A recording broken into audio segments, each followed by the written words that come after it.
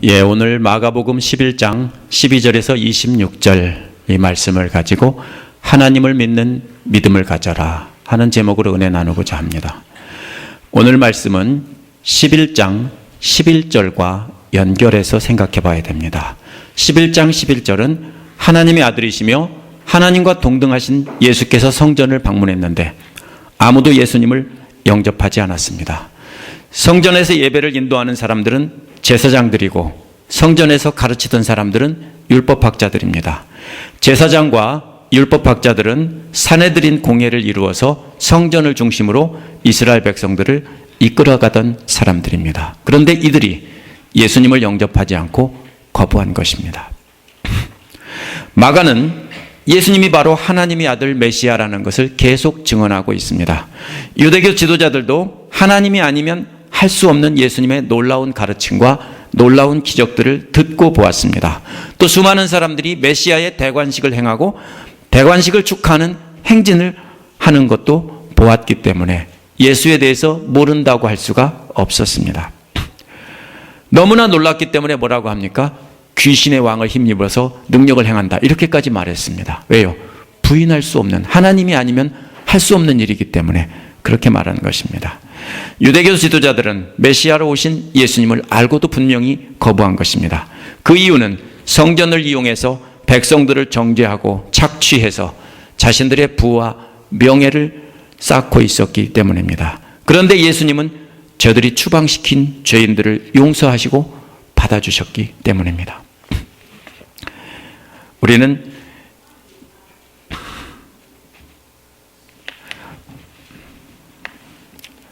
오늘 말씀을 이러한 배경에서 이해를 해야 합니다. 예수님이 무화과 나무를 저주하시는 비유와 성전을 청결하게 하신 것을 통해서 유대교 지도자들을 용도 폐기 선언을 하신 것으로 이해해야 됩니다. 이를 통해 제자들을 가르치고 이제 제자들이 새로운 하나님의 성전의 지도자가 되게 하려는 것입니다. 그러기 위해서 제자들이 어떻게 하나님을 믿는 믿음을 가질 수 있는지를 가르치고 계시는 것입니다. 이를 통해서 우리도 용도 폐기되지 않으려면 우리는 어떻게 하나님에 대한 믿음을 가질지 생각하는 시간을 갖겠습니다. 첫 번째로 12절에서 14절은 열매 없는 무화과 나무를 저주하신 내용입니다. 아무도 영접하는 사람이 없는 성전을 방문하고 나서 다음 날 예수님 일행은 베다니에서 나왔습니다. 이튿날이라는 말은 시간이 없기 때문에 하루 중 어느 때인지 알 수 없습니다.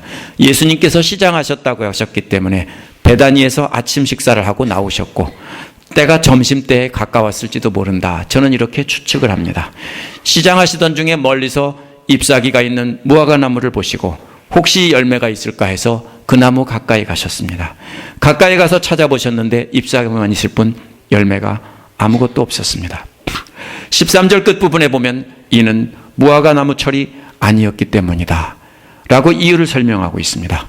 팔레스타인 지방에서는 무화과가 6월에 익습니다. 여기도 비슷합니다.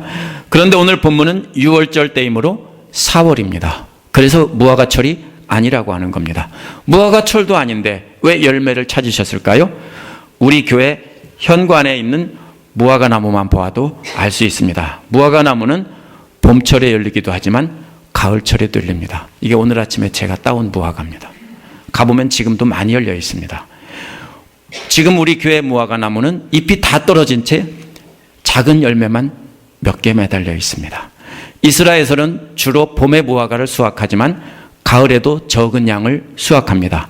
수확이 끝난 뒤에도 늦게 열린 작은 열매가 남아있어서 겨울을 나다가 봄철에 따먹기도 합니다. 또 이스라엘의 어린이들은 이렇게 익지 않은 작은 무화과 나무의 열매를 따서 이렇게 먹어봅니다. 근데 괜찮습니다. 거짓말 아니에요. 한번 가다가 따서 먹어보세요. 맛이 있어요. 달콤하고. 그래서 무화과 나무 열매는 익은 것만 먹는 게 아니라 이스라엘의 어린아이들은 익지 않은 작은 열매를 따서 이렇게 먹으면서 놀이를 했어요. 어릴 때 그런 거 해보셨죠? 밀리삭 같은 거 비벼 먹고 안 익은 복숭아 나무 열매를 따서 먹기도 하고 그렇게 해보셨죠? 바로 그것보다 훨씬 맛이 있습니다. 그래서 그렇기 때문에 예수님께서 무화과철이 아닌 때 무화과를 찾은 것은 이상한 것이 아닙니다. 또 13절 앞부분에 열매가 있을까요? 하여라는 말은요, 원어는 열매가 아니에요. 그냥 뭔가, anything on it 이런 말이에요. 뭔가 있을까 하여.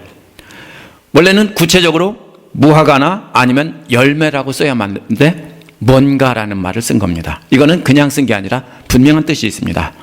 다 익은 열매가 아니라 열매라고 부를 수도 없는 이런 싹을 찾으신 거예요. 이것도 벌써 속이 빨개요. 이런 걸 찾으신 거예요. 이 무화과 열매에 제가 싹이라고 부르겠습니다. 이 무화과 열매에 싹이라도 있으면, 작은 싹이라도 있으면 좋겠다. 그걸 찾으신 겁니다. 이는 다 익은 열매가 아니라 어린 열매라도 있으면 좋겠다고 찾으신 겁니다. 열매는, 무화과 열매는 속에서 꽃이 펴요. 무화과 속에서. 그래서 사람들이 꽃이 안 핀다고 하는 사실은 속에서 펴요. 속에서 펴서 이렇게 익는 겁니다. 그래서 꽃이 없는 게 아니에요. 그래서 생긴 지 얼마 안 된 무화과에 작은 싹이라도 있으면 좋겠다는 소망을 가지고 찾은 겁니다. 만약 무화과철이었다면 멀리서 떨어져서도 이게 보라색으로 변하기 때문에 다 보입니다. 그런데 무화과철이 아니기 때문에 그걸 찾으려고 한 게 아니라 이거는 안 보여요. 가까이 가서 잎사귀를 뒤지고 찾아봐야만 찾을 수 있어요. 그래서 가까이 가서 찾아보신 겁니다. 만약에 제철이었다면 멀리서 보고 아, 열매 있구나 하는 거죠. 그래서 다가오셔서 세심하게 하나하나 다 찾으셨습니다. 14절에 보면 예수께서 그 나무에게 말씀하셨습니다. 원어에서 이 말은 대답하시며 말씀하셨다입니다. 찾고 나서 나무에게 대답하시며 말씀하셨다는 겁니다. 나무에게 말하는 것은 유대인들이 그래서 흔히 찾아볼 수 있는 표현입니다. 그렇다면 나무가 질문한 것이 있어야 됩니다. 그래서 어떤 학자는 무화과철이 아니었기 때문이다. 거기다가 물음표를 넣어야 된다 해가지고 지금은 무화과철이 아닌데요? 왜 무화과를 찾으세요? 지금은 제철이 아닌데요? 이렇게 하기도 합니다.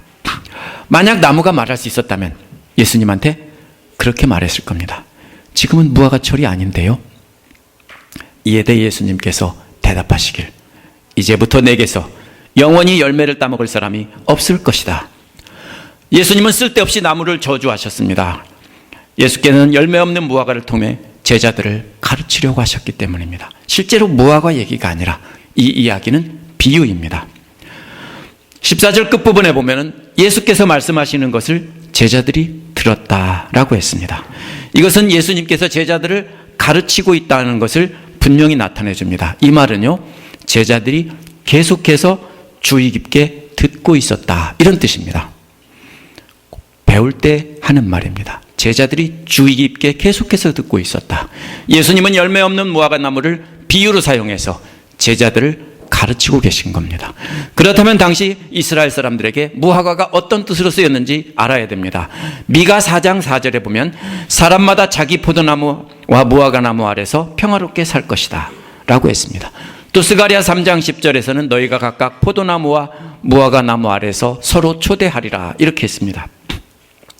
무화과나무는 포도나무와 함께 이스라엘 사람들에게 생명을 살려주던 중요한 먹거리였기 때문에 이것은 평화와 안전이라는 뜻으로 쓰였습니다. 구약에서 이스라엘 사람들에게 평화와 안전은 성전을 중심으로 이루어졌습니다. 이 민족이 침략을 하면은 제일 먼저 뭐를 쳐부십니까? 성전을 때려부시고 성전을 불지르고 이렇게 못쓰게 만들었습니다. 그렇기 때문에 오늘 본문의 무화과나무는 성전을 상징하는 말로 쓰인 것입니다. 바로 앞에 11장 11절에서 성전을 둘러보신 후에 무화과나무를 저주하신 것은 우연이 아닙니다. 항상 성경을 읽을 때는 앞과 뒤를 연결하는데 말이 안 되는 것 같은 때도 항상 연결해야 됩니다. 그래서 따라서 오늘 본문의 무화과나무 이야기는 분명히 성전을 비유적으로 말씀하신 겁니다. 14절 끝부분에 제자들이 주의 깊게 계속해서 듣고 있었다라는 말은 무화과나무가 비유가 상징이나 비유로 쓰였다는 것을 분명히 나타내주는 증거입니다. 만약 무화과나무가 성전을 상징하는 말로 쓰였다면 예수께서 무화과나무에 가서 작은 열매의 씨앗이라도 찾으려고 한 것은 무엇일까 하면은 두 종류의 사람을 찾으신 겁니다. 그게 누굽니까? 열매라는 말은 주로 상징적인 의미로 쓰던 말인데 이 열매는 제사장들과 율법학자들입니다. 성전에서 일하는 제사장들과 율법학자들입니다. 제사장들은 성전에서 제사를 인도하던 사람들입니다. 율법학자들은 성전에서 하나님 말씀을 가르치던 사람들입니다. 오늘날로 말하면 예배 인도자고 성경 공부를 가르치는 사람이고 설교하는 사람들인 것입니다. 예수님은 완전히 익은 열매를 찾으신 것이 아닙니다. 뭔가 아주 작은 싹이라도 있는가 하고 찾으신 겁니다. 성숙한 제사장이나 성숙한 율법학자를 찾은 게 아니라 싹수라도 있을까 하고 찾으신 겁니다. 성전 안에서 백성들이 예배하게 하고 하나님 말씀을 배우게 하는 지도자 중에서 아주 작은 이런 무화과 열매와 같은 이런 싹과 같은 작은 희망이라도 있을까 해서 찾으신 겁니다. 그런데 한 개도 찾지 못했다는 것입니다. 그래서 이제부터 영원히 내게서 열매를 따먹을 사람이 없을 것이다 라고 하신 겁니다. 두 번째로 15절부터 19절에는 성전을 깨끗하게 하신 사건이 나옵니다. 열매 없는 무화과 나무를 저주하심으로 성전과 그 안에 있는 유대교 지도자들이 용도 폐기되었다 하는 것을 비유적으로 가르치신 뒤에 예루살렘으로 들어가셨습니다. 그리고 성전에 들어가서 파는 사람과 사는 사람을 내쫓으셨습니다. 돈 바꾸는 사람, 비둘기 파는 사람, 상과 의자를 다 뒤엎으셨습니다. 여기서 성전이란 성전 안마당이 아니고 바깥마당 이방인의 뜰입니다. 성전 안마당에서는 살아있는 동물을 데리고 들어가서 팔고 사고 할 수 없습니다. 그 안에는 예배드리는 유대인들과 유대인 남자들과 그리고 제사로 드릴 제물만이 존재할 뿐입니다. 그러므로 여기는 성전 바깥마당 이방인의 뜰입니다. 사실 이방인의 뜰이라고 해도 이런 행동을 할 때는 딱 두 가지 경우밖에 없습니다. 많은 군대를 이끌고 들어가거나 아니면 반란을 일으켰을 경우입니다. 반란군들이 제일 먼저 어디를 점령합니까? 성전을 점령합니다. 외국 군대가 와도 성전을 먼저 점령합니다. 장사하는 사람은 성전을 주관하고 있는 유대교 지도자들이 허가를 받아서 하고 있는 것이기 때문에 사실은 누가 범인이냐면 성전의 두 종류의 지도자들이 진짜 범인입니다. 그런데도 성전 경비병들이 예수님을 제재하지 않은 것은 수많은 사람들이 예수님이 옳다는 것을 인정하고 있었기 때문입니다. 성전 바깥마당에서 물건을 팔고 사는 것이 잘못된 것이라는 것을 누구나 다 압니다. 그렇기 때문에 예수님을 막지 못했습니다. 예수님의 가르침과 권위가 너무나 놀랍기 때문에 그 말이 옳기 때문에 막지 못한 것입니다. 그래서 더구나 수많은 사람들이 예수님을 왕이라고 외치면서 모시고 들어왔기 때문에 함부로 예수님을 제지할 수가 없었습니다. 16절, 17절에 그 뒤에 예수께서 하신 세 가지 동작이 나옵니다. 이는 계속해서 그렇게 하셨다라는 겁니다. 첫 번째는 금하셨답니다. 이는 계속해서 금하신 것인데 성전 바깥마당으로 물건을 들고 다니지 못하게 한 겁니다. 팔지 못하게 했을 뿐 아니라 아예 사는 사람도 파는 사람도 아무것도 들고 다니지 못하게 한 겁니다. 근본적으로 막으신 겁니다. 또 두 번째 동작은 가르쳤다입니다. 세 번역에서는 가르치시며 말씀하셨다인데 원어는 가르쳤다와 말씀하셨다가 독립되어 있는 말입니다. 계속해서 가르치셨고 계속해서 말씀하셨습니다. 세 번째 동작은 말씀하신 겁니다.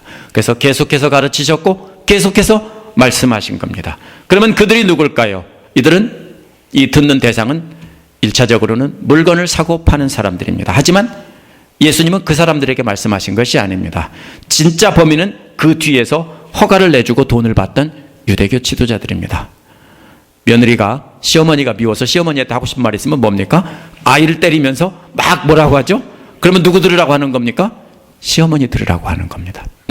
똑같아요. 지금 예수님이 이 사람들에게 혼내고 있지만 실제로 누구를 혼내고 있는 거냐면은 성전에 있는 두 종류의 지도자들을 혼내고 있는 것입니다. 14절에서 계속해서 제자들이 주의 깊게 듣고 있었다고 했는데 여기서는 제사장과 율법학자들이 계속해서 주의 깊게 듣고 있었다라고 했습니다. 물론 저들은 감시하려고 들었겠지만 예수님은 저들에게 잘못을 책망하며 가르치고 있는 상황입니다. 예수께서 가르치신 내용은 17절에 다음과 같이 나옵니다. 기록된 바 내 집은 만민의 기도하는 집이라 불릴 것이다. 하지 않았느냐? 이것은 열왕기상 8장 41절에서 43절을 보면 이 말이 무슨 뜻인지 알 수 있습니다. 열왕기상 8장은 솔로몬이 성전을 짓고 법궤를 옮긴 뒤에 하나님께 기도드리는 유명한 솔로몬의 기도 중에 나오는 부분입니다. 그 중에 8장 41, 43절은 이방인들이 여호와의 크신 이름을 듣고 몰려와서 성전의 이방인들에서 이방인들에서 기도하면 여호와께서 응답해 주셔서 모든 이방인들이 여호와의 이름을 알게 해달라, 이런 내용입니다. 솔로몬은 이스라엘 사람뿐 아니라 이방인들까지 다 성전에 몰려와서 기도하고 응답받는 소망을 가지고 기도한 것입니다. 따라서 내 집은 만민이 기도하는 집이라고 하는 말은 모든 이방인들조차 다, 유대인뿐 아니라 이방인들까지 다 몰려와서 성전에 와서 기도할 것이다. 그 거룩한 장소를 물건 사고 파는 장소로 만들어버렸다, 이런 말입니다. 오늘날 유대인들은 오늘날도 솔로몬의 기도를 꿈꾸며 기다립니다. 그런데 우리가 생각하는 것과는 조금 다르게 해석합니다. 자신들이 기다리고 있는 메시아가 오시면 이방인들이 예루살렘 성전으로 몰려와서 하나님께 기도하고 예루살렘에게 공물을 바쳐서 또 이스라엘은 전 세계를 지배하며 잘 살게 된다는 것입니다. 이제 이 사람들은 이방인들의 전 세계에서 몰려오는 것은 그들이 이스라엘의 하나님을 찬양하며 저들은 2등 시민이 돼서 이스라엘 백성들을 섬기고, 그러면 이스라엘 백성들은 다윗 시대처럼 잘 먹고 잘 살게 된다는 겁니다. 그렇게 해석합니다. 그래서 저들은 예수님이 오셨을 때 아니라고 죽인 겁니다. 왜? 솔로몬의 기도처럼 이방인들이 몰려와서 자기들을 잘 먹고 잘 살게 해줘야 되는데 아니니까 아니라고 죽인 거예요. 지금도 저들은 기다리고 있습니다. 불쌍한 사람들이죠. 이미 끝났는데 말입니다.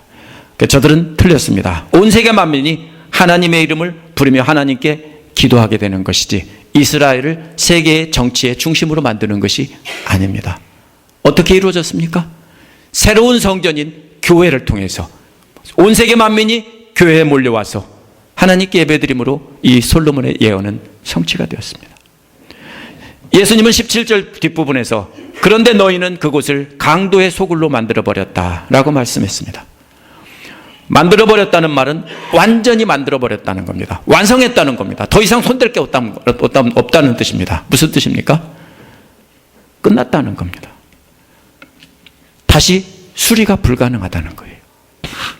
예언자는 절대로 이런 고소를 할 수 없습니다. 이러한 고소는 오직 성전을 지어서 봉헌한 다윗의 왕가의 후손들만이 고소할 수 있습니다.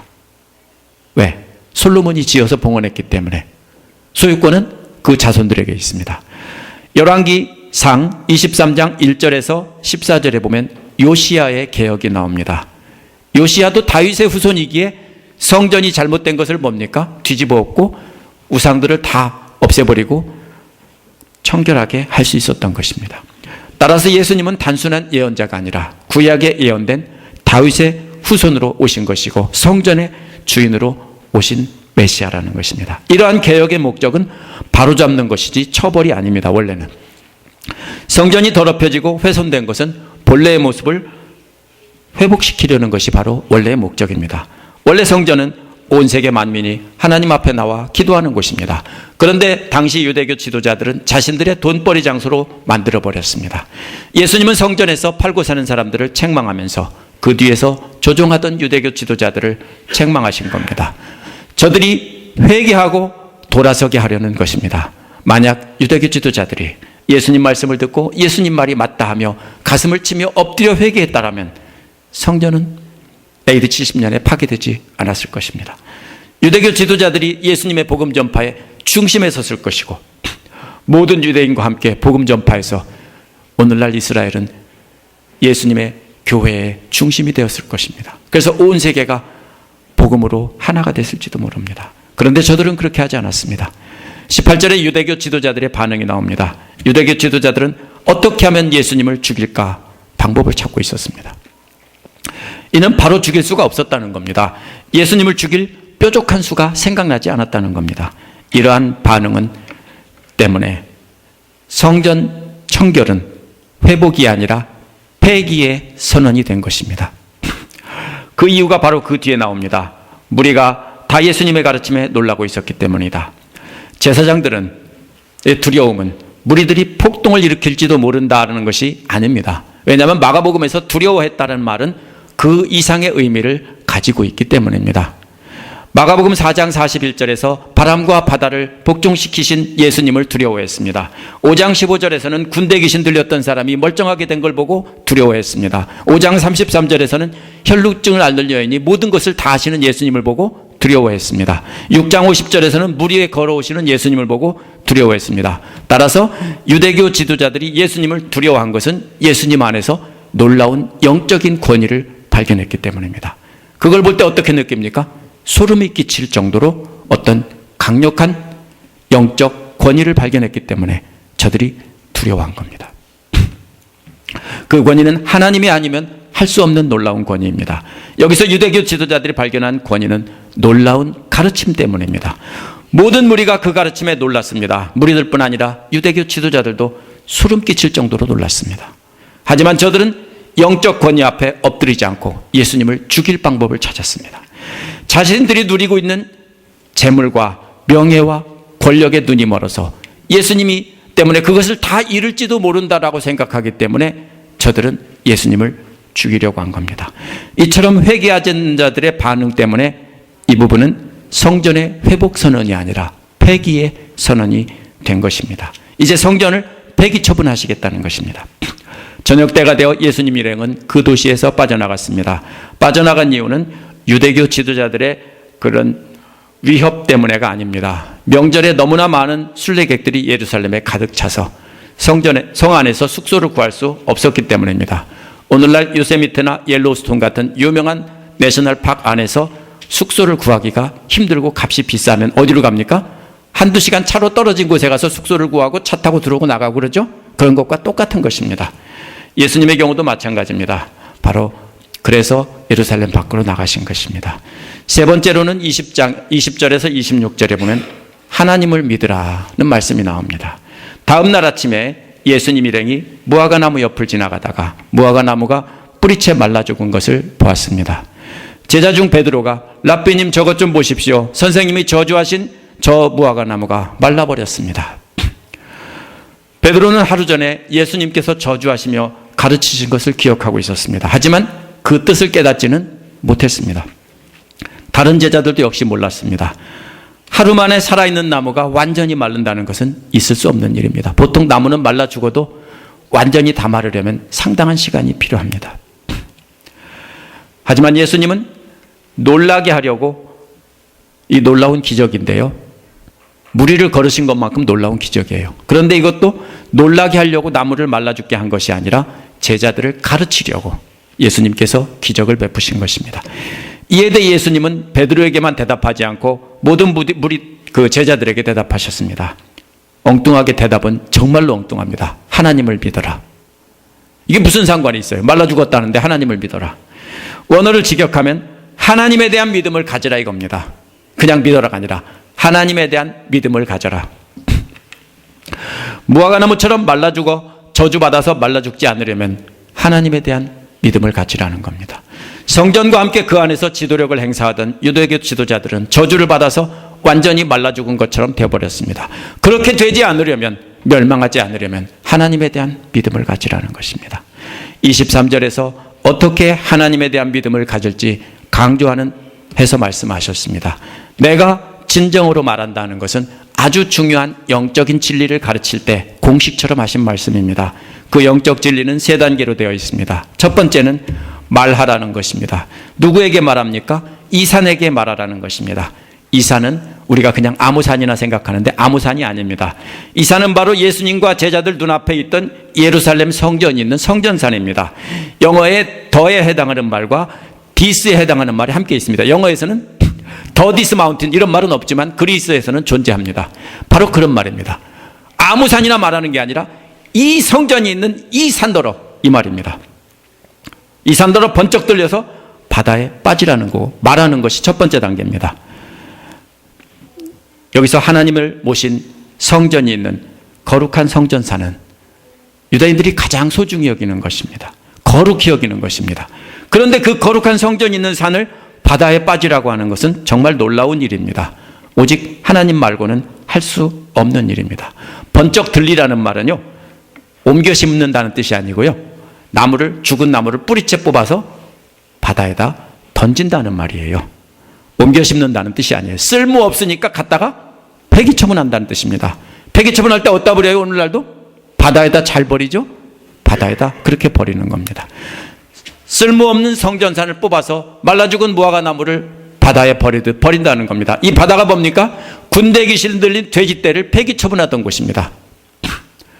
하나님의 성전이 있는 성전산을 돼지떼와 같이 바다에다가 처분해 버린다는 뜻입니다. 이런 기도를 누가 할 수 있어요? 말만 하면 된다는 겁니다. 누가 감히 이런 말을 할 수 있습니까? 입에 담을 수도 없습니다. 이는 하나님의 뜻을 분명히 아는 사람만이 할 수 있는 말입니다. 하나님의 뜻이 여기에서 떠났다는 것을 분명히 아는 사람만이 그렇게 기도할 수 있는 것입니다. 하나님이 이미 예루살렘 성전과 그 지도자들을 용도 폐기시켰다는 것을 알기 때문에 그렇게 말씀하신 겁니다. 이는 불가능한 일을 기도하라는 뜻이 아닙니다. 그동안 그렇게 하셨죠. 산을 옮기라는 것도 산이 옮겨진다. 그게 아니라 하나님께서 이미 폐기 처분하셨으니까 하나님의 뜻을 알고 그 뜻을 구하면은 그대로 된다는 겁니다. 하나님의 뜻을 알고 하나님만이 하실 수 있는 일을 구하라는 것입니다. 두 번째 단계는 마음에 믿어 의심하지 말라는 겁니다. 이는 로마서 10장 10절에 보면 사람이 마음으로 믿어 의에 이르고 입으로 시인하여 구원에 이른다고 했습니다. 순서는 바뀌었지만 말하는 것과 마음에 의심하지 않는 것은 함께 가야 하는 것입니다. 둘 중에 하나만 있으면 거짓말입니다. 그래서 입으로만 말하는 것은 아무 소용이 없습니다. 입으로 말하고 마음으로도 그것을 의심하지 않아야만 그것이 바로 이루어진다라는 것입니다. 우리가 입으로 주여 하면 소용이 없죠. 마음으로도 그대로 믿어야만 된다는 것입니다. 그래서 하나님의 뜻에 따라 심판하신다는 것을 분명히 마음으로 믿고 또 입으로 그렇게 기도하면 이루어진다는 겁니다. 세 번째 단계는 말한 대로 될 것을 믿으면입니다. 아직 이루어지지 않았지만 하나님의 뜻에 따라 하나님만이 할 수 있는 일을 마음에 의심치 않고 믿은 뒤에 해야 될 마지막 단계입니다. 의심하지 않고 말한 것이 분명히 이루어지리라 확신해야 되는 것입니다. 이는 예수님의 사역에서 드러난 하나님의 일을 분명히 이루어질 것이다. 이걸 믿는 것입니다. 시편 기록자들은 고난 중에서 기도하면서 아직 이루어지지 않고 응답받지 않았는데 항상 뭐라고 합니까? 이미 이루어진 일처럼 표현합니다. 하나님께서 이미 주셨다라고 합니다. 아직 안 받았는데. 이게 뭡니까? 분명히 아직 이루어지지 않을 것을 확실히 이루어질 것이라고 믿기 때문에 이렇게 과거형으로 표현합니다. 이번 주에 시편 3편에서도 그런 표현이 나옵니다. 아직 이루어지지 않은 일을 이미 이루어진 것처럼 과거형으로 표현합니다. 그동안 이 구절을 가지고 도깨비 방망이로 사용했습니다. 아무 것이나 기도하고 마음으로 의심치 않고 기도한 대로 이루어진 것을 믿기만 하면 다 이루어진다고 했습니다. 안 이루어지면 뭐라고 합니까? 네가 의심해서 그래. 믿음이 부족해서 그래. 그럼 할 말이 없어요. 그리고서 이 구절을 계속해서 도깨비 방망이로 썼습니다. 그러나 이것은 성경을 잘못 해석한 겁니다. 하지만 이 말씀은 절대로 그런 뜻이 아닙니다. 예루살렘 성전산이 뽑히는 일은 하나님의 뜻입니다. 예수님은 그 일을 이루기 위해 이 땅에 오셨습니다. 말라 죽은 무화과 나무 같은 성전을 뽑아서 버리고 새로운 성전을 만들기 위해서 이 땅에 오신 겁니다. 그 성전은 우리 주님을 머리로 둔 몸된 교회입니다. 그 하나님의 계획을 알고 하나님께서 하실 놀라운 일을 우리가 기도로 말하라는 것입니다. 이것은 하나님의 뜻을 아는 사람만이 할 수 있는 일입니다. 또 마음에 의심하지 않는 것도 하나님의 계획이기 때문에 의심하지 않는 것입니다. 앞으로 그대로 이루어질 것을 믿는 것도 하나님의 계획을 알기 때문입니다. 이 세 가지 단계가 바로 하나님에 대한 믿음을 갖는 것입니다. 이것이 바로 하나님에 대한 믿음을 갖는 겁니다. 24절은 그러므로라고 되어 있는데 이러한 이유 때문입니다. 이런 뜻입니다. 이러한 이유 때문에 예루살렘 성전산을 용도 폐기 선언한 믿음 때문에 예수님께서는 제자들에게 말씀하신다라는 뜻입니다. 제자들에게 하신 말씀은 무엇이든지 기도하고 구한 것은 이미 받은 줄로 믿으라 라고 했습니다. 여기서 무엇이든지라는 말은 앞에서 예루살렘 성전산을 용도 폐기하는 것보다 더 놀라운 일을 말합니다. 한 걸음 더 나간 겁니다. 성전산을 폐기 처분하는 선언뿐 아니라 더 놀라운 일, 무엇이든지 이 말입니다. 더 놀라운 일도 우리가 구하면 이 말입니다. 그런데 이 말이 원래 순서와 바뀌어서 말을 앞에다 둔 것은 강조의 뜻입니다. 그래서 성전산을 용도 폐기하는 입에 담기도 어려운 놀라운 말을 하는 것보다 더 놀라운 일도 바로 받은 줄로 믿으라는 것입니다. 그런데 그 받은 줄로 믿으라는 말은 그것은 내 것이다는 말이에요. 영어로 말하면 it is yours예요. it is yours. 그런 믿음을 가지면은 그것이 내 것이다. 절대로 너를 위해 이루어질 것이다. 이런 뜻이 아니에요. Not it will be done for you. 무슨 말입니까? 우리가 어떤 하나님의 뜻을 구하고 그것이 하나님을 위해서 이루어지지만 나하고 상관없는 일이 될 수 있죠? 그게 아니에요. 네 거라고요. 왜요? 하나님 나라가 누구 거예요? 우리 거예요. 그렇게 믿음으로 구하면 그게 네 거라고요. It is yours. 이는 그렇게 간구한 사람이 바로 하나님 나라의 주인이 된다는 뜻이지 하나님의 뜻이 나와 상관없이 그냥 이루어진다는 뜻이 아닙니다. 25절은 그 놀라운 일이 무엇인지 밝혀주는 결론입니다. 너희가 서서 기도할 때라는 말은 유대인들이 일반적으로 기도하는 자세를 나타냅니다. 유대인들은 성전에서 서서 기도했습니다. 서서 기도할 때 먼저 해야 될 일이 나와 있는데 그것은 어떤 사람과 서로 등진 일이 있으면 용서하여라. 그래야 하늘에 계신 너희 아버지께서도 너의 잘못을 용서해 줄 것이다. 등진 일이란 원수진 일이라는 뜻입니다. 26절은 만약 우리가 우리 원수를 용서해 주지 않으면 하늘에 계신 우리 아버지도 우리 잘못을 용서해 주지 않는다는 뜻입니다. 그렇다면 하나님에 대한 믿음을 가지라는 것은 하나님의 뜻에 따라 예루살렘 성전산을 용도 폐기하는 것과 같은 놀라운 기도를 하고 기도한 것은 이미 받은 줄로 믿으라는 것입니다. 그런데 그 놀라운 기도를 할 때 우리가 해야 될 게 뭐냐면 먼저 용서하는 것입니다. 우리가 먼저 원수를 용서하지 않는다면 하나님도 우리를 용서하지 않고 우리도 역시 용도 폐기 선언한다는 겁니다. 아무 쓸모없는 폐기 처분의 대상입니다. 우리가 만약 우리의 원수를 용서하지 않는다면 그것은 아무리 거룩하고 아무리 하나님 말씀 많이 알고 아무리 경건한 사람이라도 뭡니까? 아, 이것도 없구나 라고 해서 폐기 처분하는 겁니다. 이것이 바로 예수님이 무화과 나무에서 찾은 믿음이고 여기까지 이렇게 연결되는 말씀입니다. 예수님 당시 유대교 지도자들은 모든 이방인들이 다 몰려와서 예루살렘 성전을 그래서 기도할 곳인데 그것을 자신들의 이익을 위해서 팔고 사는 장소로 바꿔버렸습니다. 예수님은 이러한 저들의 잘못을 지적했을 때 저들이 회개했어야 됩니다. 예루살렘 성전에 있던 유대교 지도자들에게는 이런 열매 싹조차 없었습니다. 만약 하나님의 뜻을 알고 기도하는 사람이라면 이러한 잘못이 고쳐지도록 기도해야 합니다. 그것이 바로 타락해서 강도의 소굴로 변한 예루살렘 성전산을 용도 폐기하는 기도입니다. 단순한 저주가 아닙니다. 주님의 몸된 교회가 회복되게 해달라는 기도인 것입니다. 오늘날 우리가 살고 있는 이 땅의 교회들을 한번 생각해 봐야 됩니다. 그리스도의 몸된 교회인 우리들은 온 세계 만민이 하나님 앞에 나와서 기도할 수 있도록 우리가 기도해야 합니다. 그런데 현실을 보면 예수님 당시 예루살렘 성전의 모습과 크게 다르지 않습니다. 예수님 당시에도 거룩한 옷을 입고 제사장들이 하나님께 거룩한 예배를 드렸습니다. 거룩한 율법학자들이 거룩한 하나님의 말씀을 가르쳤습니다. 하지만 예수님은 저들에게서 작은 열매의 싹조차 볼 수 없었다고 했습니다.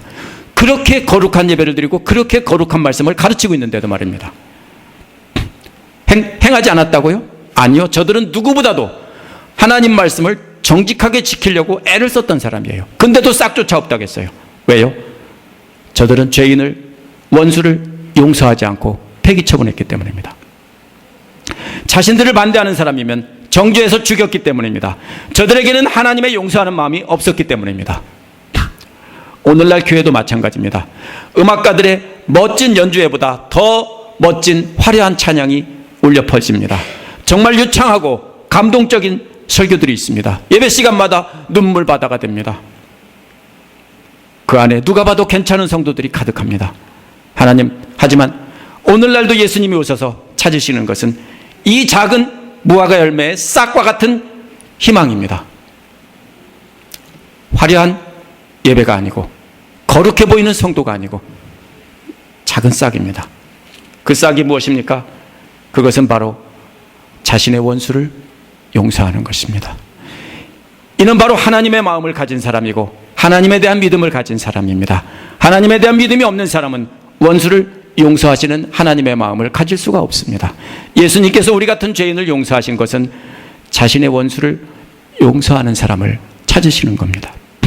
원수를 용서하는 것이 겉모양만 화려한 위선적인 교회를 용도 폐기하는 선언이고 진짜 하나님의 기뻐하시는 몸된 교회로 만드는 것입니다. 그렇지 않다면 우리 주님 다시 오실 때 우리 교회 오셔서도 이걸 찾으실 겁니다. 어디 있나? 없나? 하나라도 있으면 다행인데 하나도 없다 그러면 뭡니까? 역시 폐기 처분 대상입니다.